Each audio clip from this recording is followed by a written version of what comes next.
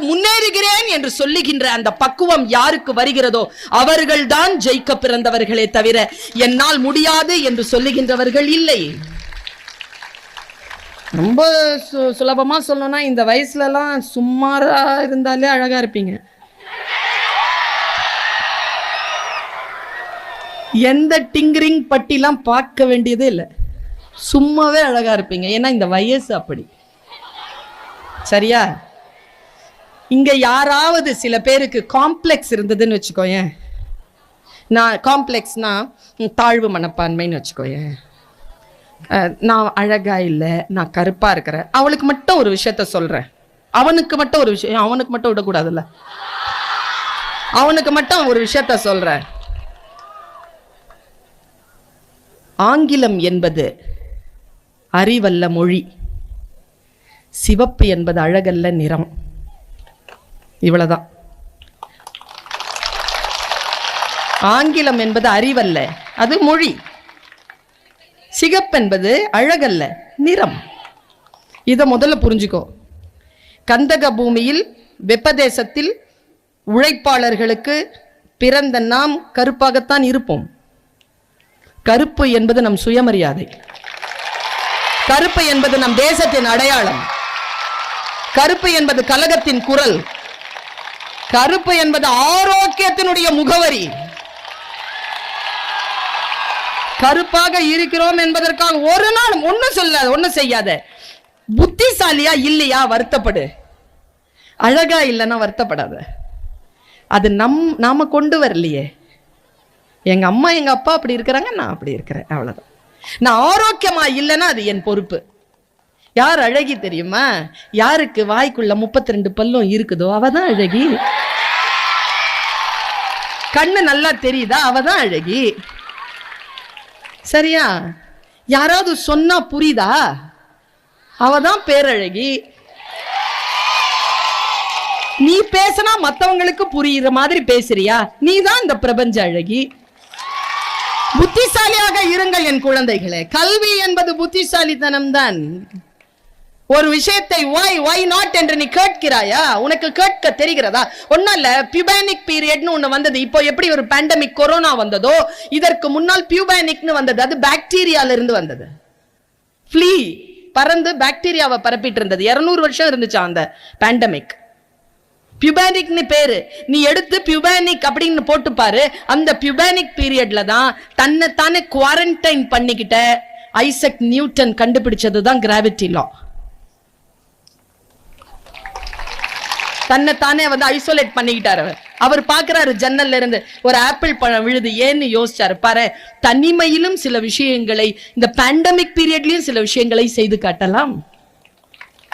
கெட்டு போவதற்கு 1000 வசதிகள் உண்டு, வாய்ப்புகள் உண்டு. வாழ்வதற்கான வாய்ப்புகளை நாம் தான் தேட வேண்டும் குழந்தைகளை. ஒரு விஷயத்தை சொல்கிறேன், நீ உன்னுடைய வாழ்க்கையில் உன்னுடைய புத்தியில் பதிவு செய்து வைத்துக்கொள்.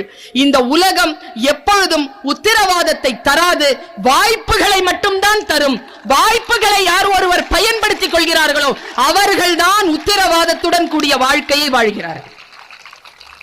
இந்த உலகம் உங்ககிட்ட சொல்லாது நான் உத்தரவாதத்தை தருகிறேன் என்று சொல்லாது. உன்னுடைய வாழ்க்கையை நீ எப்படி வாழ வேண்டும் என்று நீதான் முடிவு செய்ய வேண்டும். நான் ஒரு விஷயத்தை கண்டிப்பா சொல்றேன் குழந்தைகளை, வாய்ப்புகள் வந்திருக்கு. உண்மையா சொல்றேங்க. டீச்சர்ஸ் இருக்கிறீங்களா இங்க? நான் உங்களை வணங்குகிறேன், ஏன்னா நானும் டீச்சர் தான். ஆசுனா குற்றம்ங்க, ஆசுனா குற்றம், இரிதல்னா களைதல். குற்றங்களை களைபவர்கள் ஆசிரியர்கள். அவ்வளவுதான் நம்ம வேலை, அவ்வளவுதான். உங்க எல்லார் காலிலையும் ஒரேடியா விழுந்து சாஷ்டாங்கமா விழுந்து ஒரே ஒரு கோரிக்கை வைக்கிறேன், தயவு செய்து உங்க புத்தியை இந்த குழந்தைகளுக்கு கொடுத்து விடாதீர்கள். வகுப்பிலே இந்த 20 ஆண்டு காலமாக ஒரு குழந்தை கூட ஃபெயில் ஆனதில்லை, ஒரு குழந்தை கூட ஃபெயில் ஆனதில்லை. ஏன் தெரியுமா? நான் என் புத்தியை என் குழந்தைக்கு தரமாட்டேன், அவள் புத்தியை அவளுக்கு அறிமுகம் செய்வேன். இதுதான் என் வேலை. அந்த குழந்தைக்கு அவளுடைய புத்தியை அடையாளம் காட்ட வேண்டும். நீ இதற்காகத்தான் பிறந்தவள். என் பையன் என்கிட்ட சொல்றான், அவன் லா படிக்கிறான், என்கிட்ட சொல்றான், மா ஐ envy you. why? நான் என்னடா பண்ண? என்ன பார்த்து பொறாமப்படுற? உனக்கு என்ன பிடிக்குதோ அதெல்லாம் செய்யறல்ல நீ. அப்படின்னா உனக்கு பேசுறது பிடிக்கும், படிக்கிறது பிடிக்கும், பயணம் பண்றது பிடிக்கும், இதோ இந்த மாதிரி க்ரௌடுக்கு பேசுறது எல்லாம் நீ செய்யறல்ல, நீயும் செய்யின. எனக்கு அதெல்லாம் பிடிக்காதுண்ணா. சரி, உனக்கு பிடிச்சதை செய். எனக்கு எது பிடிக்கும்னு இன்னும் தெரியல. நான் ஒரு விஷயம் சொல்லி இங்க நிறுத்துறேன். குழந்தைகளே, உங்களுக்கு எது பிடிக்கிறதோ வேடிக்கை பார்க்கின்றவர்களாக இருக்காதீர்கள். எது பிடிக்குதோ அதை செய்யும் பொழுது அடுத்தவர்கள் பணம் செலவு செய்து உங்களை வேடிக்கை பார்க்க வேண்டும். அப்படி செய்யுங்க. குதிரை ஓட்டுவேன்னாருங்க விவேகானந்தர் சின்ன வயசுல. என் பையன் சொன்னாங்க, நான் குப்பை லாரி தான் ஓட்டுவேன்னு. 4th ஸ்டாண்டர்ட்ல. 5th சொன்னா நான் லாரி ஓட்டுவேன்னு. 10th சொன்னா நான் வந்து பைலட் ஆகுறேன்னு. வண்டி தான் மாறிச்சே தவிர பொழப்பு மாறல. வண்டி ஓட்டணும் அவனுக்கு, அவ்வளவுதான். அவன் அதுல வெறியா இருந்திருக்கிறான். விவேகானந்தருக்கு குதிரை ஓட்டணும்னு ஆசை. அவங்க அம்மா என்ன தெரியுமா பண்ணாங்க, நேரா கொண்டு போய் ஒரு கேலண்டர் இருந்தது. அந்த கேலண்டர்ல கிருஷ்ணன் வந்து குதிரையை ஓட்டிட்டு இருக்கிறான், பின்னால பார்த்தன் இருக்கிறான். குதிரை ஓட்டியா வரணும்னா அதை பாரு, கிருஷ்ணன் மாதிரி குதிரை ஓட்டுடான். அப்படி ஓட்டணும். வாழ்க்கையில் எப்படி ஜெயிக்க வேண்டும் என்று சொல்கிறேன். ஒரு விஷயம் குழந்தைகளே, எனக்கு தெரியும் உங்களை பற்றி. நான் ஏன் இந்த டீச்சர்ஸ் எல்லாம் உட்கார சொன்னேன்னு தெரியுமா? இதுக்கு முன்னால் நீங்க என்ன டிஸ்ட்ராக்ஷன்ல இருந்தீங்கன்னா எனக்கு தெரியாது. இதோ நான் பேசிக்கொண்டிருக்கிறேன், என்னால் சவாலாக சொல்ல முடியும். இதோ இந்த கிரௌட்ல ஒரு குழந்தையினுடைய அந்த இது கூட கான்சென்ட்ரேஷன் கூட டிஸ்ட்ராக்ஷன்ல இல்லை. எல்லாருமே என் பேச்சை கேட்டுட்டு இருக்கேன். ஒரு குழந்தை கூட வேற எங்கேயுமே போகல.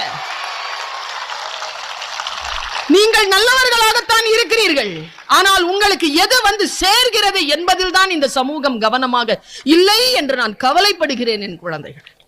ஆனா ஒரு விஷயம் சொல்லிட்டு போறேன், எதுவோ குப்பையாக இருந்தாலும் அதை நான் கவனிப்பேன் அல்லது நான் கவனிக்காமல் விடமாட்டேன் என்று சொல்லாமல், உனக்கு எது சரியோ உனக்கு எது தேவையோ அதை மட்டும் தேர்ந்தெடுக்க கூடிய பக்குவத்தை பெறு. உன் முன்னால டிவி இருக்கு, கையில ரிமோட் இருக்குல்ல, நீ செலக்ட் பண்ணலாம்ல. நீ செலக்ட் பண்றதானே உன் வாழ்க்கை. நிறைய பேர் நான் பார்த்துருக்கேன், இந்த கிளாஸ்ல இப்போதானே ஆரம்பிச்சிருக்கு, ஸ்கூல் திறந்தாலே போதும்னு இருக்குது. ஸ்கூல் திறந்து ஒரு 3 மாசம் ஆகட்டும். நீ வேற லீவ் விடுறது கூட பெரிய விஷயம் இல்ல பாப்பா. அதை விட ஜாலியான ஒரு மேட்டர் இருக்கு காலேஜ்லயே ஸ்கூல்லயே. என்னன்னா பிடி அவர்பாங்க, கிடையாது. கிளாஸ்க்கு டீச்சர் வராத டைம். இந்த கைத்தட்டல் எல்லாம் அழகாக வகுப்பெடுக்கின்ற ஆசிரியர்களுக்கு பொருந்தும், எனக்கு இல்ல. ஒருத்தன் அப்படிதாங்க கிளாஸ் நடத்திட்டு இருக்கும் போது மேல வந்து குதிச்சிட்டான். டீச்சர் ஓடி வந்து கேக்குறார், அடிபட்டுருச்சு இல்லடா, வலிக்குது இல்லடா, ரத்தம் வருதடா, ஏன்டா குதிச்ச? நல்லா தான்டா போயிட்டு இருந்தது. சார் இருங்க சார், குதிச்சேன் சார், அடிபட்டிருக்கு சார், ரத்தம் வருது சார், வலிக்குது சார், ஆனா எங்க ரத்தம் வருது எங்க வலிக்குதுன்னு தெரியுது சார். நான் கிளாஸ்ல இருக்கும்போது எங்க வலிக்குது எங்க அடிபட்டிருக்குன்னு தெரியாம இருக்கிறத விட இது பரவாயில்ல சார்ன்ட்டான். கிளாஸ் எடுக்கும் பொழுது சில டீச்சர்ஸ் வந்து வரலன்னு அவ்வளோ சந்தோஷமா இருக்கும். நான் இங்க அப்படியே நிறுத்தின கவனம். இதோ ஒரு முக்கியமான விஷயம் சொல்லப்போறேன். 30 பேர் கிளாஸ்ல இருக்கோன்னு வச்சுக்கோ, ஏன் +1 வச்சுக்கோ, நீதானா பி செக்ஷன் வச்சுக்கோ, இல்லையா?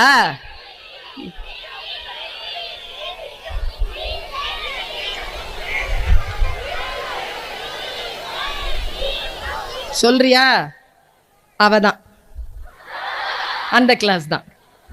செகண்ட் பீரியட் வரல டீச்சர். எல்லாரும் பயங்கர ஜாலியா இருக்கும் போது ஒரு துரோகி கிளம்புவா, வெளியில போய் ஸ்டாஃப் ரூம்க்கு போய் அந்த டீச்சர் வந்திருக்காங்களான்னு தேடுவா. அவங்க கடவுள் புண்ணியத்துல வந்திருக்க மாட்டாங்க. அவங்க வந்தாலே பரவாயில்லங்கிற மாதிரி ஆகாத இன்னொரு டீச்சரை கூட்டு வருவா. நீங்க கிளாஸ் எடுங்க மேடம். நான் ஒன்னு சொல்றேன், இந்த 29 சந்தோஷப்பட்டுச்சுல்ல டீச்சர் வரலன்னு. உண்மையாவே சொல்றேங்க, உருப்படுற போற குழந்தை அந்த ஒண்ணு தாங்க. என்ன மேடம் அந்த மாதிரி ஒரு பொண்ணை நீங்க வந்து உருப்படுற? ஆமாப்பா, நீ பாரு ஃபீஸ் கட்டுற, காலையில் அம்மா வந்து மாங்குன்னு டிஃபன் கட்டி கொடுக்குறாங்க, அப்பாவோ ஆட்டோக்காரோ ஸ்கூல் பஸ்ஸோ கொண்டு வந்து உன்னை இங்கே போடுது. காலையிலேருந்து சாயந்தரம் வரைக்கும் உழைச்சி அந்த விஷயத்தை எல்லாம் உன்னுடைய புக்குக்கும் உன்னுடைய மற்ற விஷயங்களுக்கும் எக்ஸ்ட்ரா கரிக்குலர் ஆக்டிவிட்டீஸ்க்கும் எல்லாமே செலவு பண்ணி அந்த சப்ஜெக்ட் நடத்துறதுக்காக அந்த டீச்சருக்கு நிறைய சம்பளம் கொடுக்குறதெல்லாம் உங்கள் ஃபீஸ்லேருந்து தான். அப்போ அவங்க ஒழுங்கா கிளாஸ்க்கு வரணுமே, இது என்னுடைய உரிமை ஆயிற்று, என்னுடைய வகுப்பு போகுது, எக்ஸாமினேஷன் கிட்ட வருது, இந்த யூனிட் இன்னும் முடிக்கலையே, எங்க அந்த டீச்சர்னு போறா பாரு. அவதான் உண்மையிலேயே ஜெயிக்கிற குழந்தை, உண்மையிலேயே அவதான் ஜெயிக்கிற குழந்தை. இந்த வாழ்க்கையில் பல நேரங்களில் நமக்கு எது தெரிவதில்லை தெரியுமா? எது ஜாலியா இருக்கிறது, எது சீரியஸா இருக்கிறதுன்னு தெரிய மாட்டேங்குது. ஜாலியா இருக்கிற இடத்துல சீரியஸா இருக்க கூடாது, அதே மாதிரி சீரியஸா இருக்கிற இடத்துல ஜாலியா இருக்க கூடாது. உங்ககிட்ட நினைவுபடுத்துறதுக்காக சொல்றேன், இந்த எக்ஸ்ட்ரா மார்க்ஸ் அமைப்பினர் கோச்சிக்கப்படாது. நீங்க 2 பேரும் இல்லையா அங்க இருக்கிறீங்க, நீங்க கோச்சிக்கப்படாது. என்னன்னா, எனக்கு ஃபர்ஸ்ட் மார்க் வாங்குற குழந்தைய பிடிக்காது.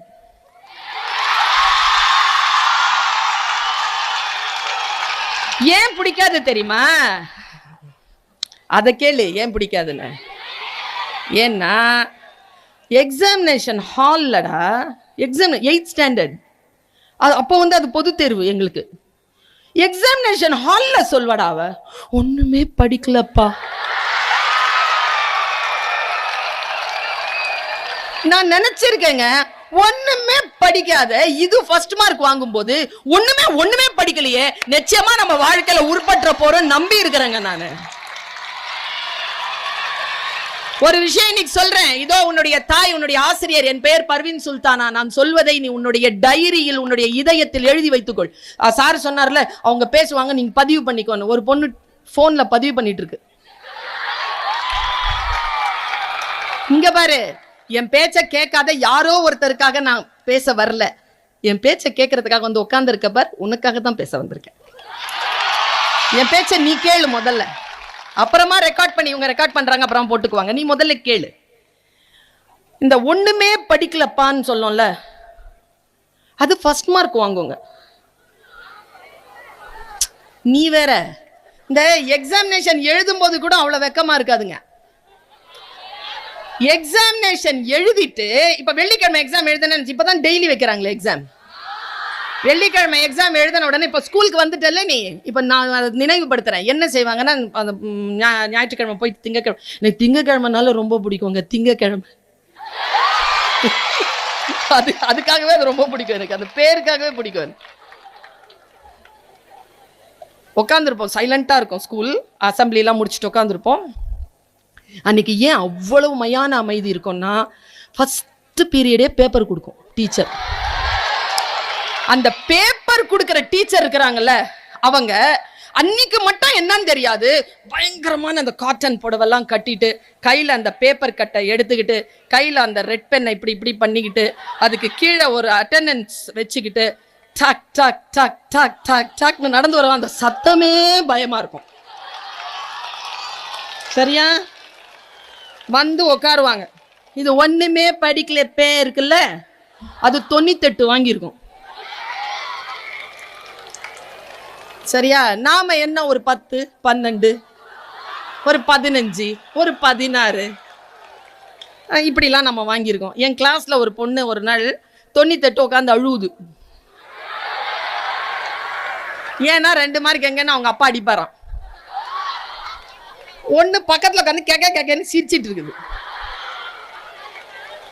அது 2. இது அழுவுதா?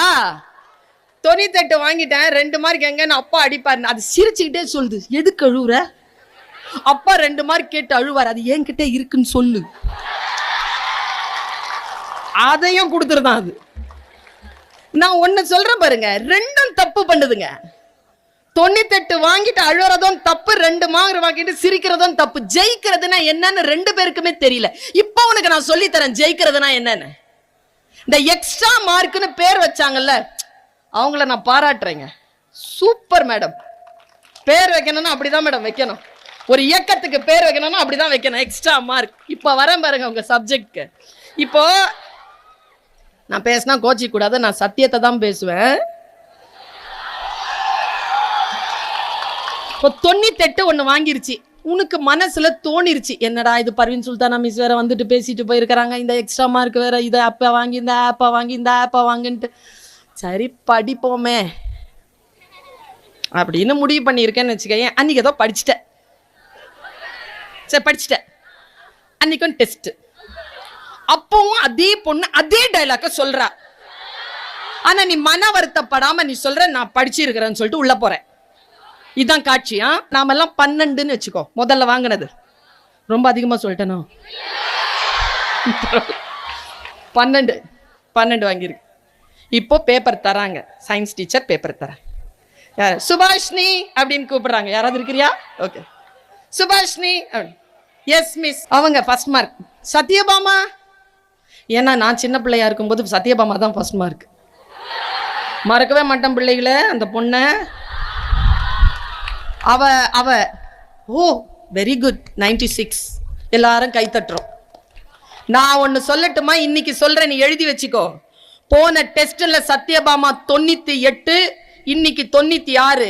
போன டெஸ்ட்ல சுபாஷினி 12, இப்போ 14. 98ல இருந்து 96 தோக்குறா, 12ல இருந்து 14 நீ ஜெயிக்கிற. இதுதான்